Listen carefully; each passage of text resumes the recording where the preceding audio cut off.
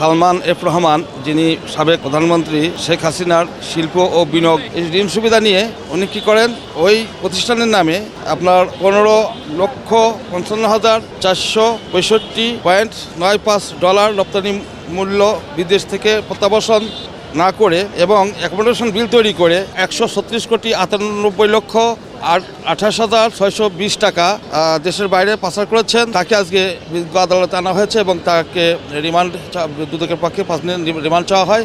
বিজ্ঞ আদালত সন্তুষ্ট হয়ে তাকে 4 দিনের রিমান্ড মঞ্জুর করেছেন। আমরা দুদকের পক্ষে সালমান এফ রহমান, যিনি সাবেক প্রধানমন্ত্রী শেখ হাসিনার শিল্প ও বিনিয়োগ বিষয়ক উপদেষ্টা ছিলেন এবং তিনি ছিলেন বেক্সিমকো গ্রুপের ভাইস প্রেসিডেন্ট। তো তার বিরুদ্ধে অভিযোগ হচ্ছে উনি একটি স্কাইনেট অ্যাপারেলস নামক একটা ভুয়া প্রতিষ্ঠান খোলেন। সেই ভুয়া প্রতিষ্ঠানের নামে উনি এক্সপোর্ট ডেভেলপমেন্ট ফান্ড এই যে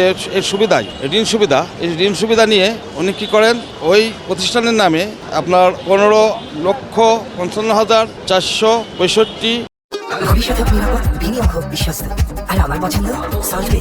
ওয়েলকাম টু সল্টবে।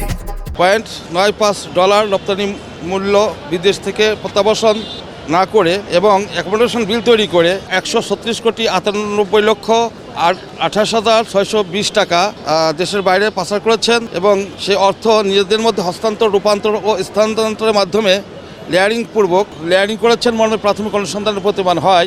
তাকে আজকে বিজ্ঞ আদালতে আনা হয়েছে এবং তাকে দুদকের পক্ষে 5 দিনের রিমান্ড চাওয়া হয়।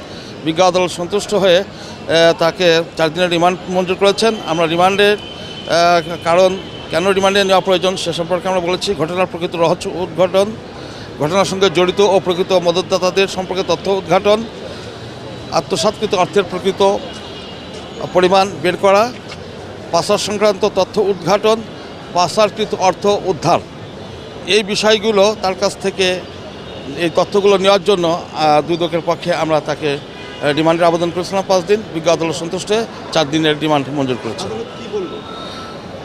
আদালত আমাদের বক্তব্য শুনেছেন এবং আসামি পক্ষের বক্তব্য শুনেছেন। 2 পক্ষের বক্তব্য শুনে আমাদের বক্তব্যে উনি সন্তুষ্ট হয়েছেন। সন্তুষ্ট হয়ে উনি 4 দিনের রিমান্ড মঞ্জুর করেছেন।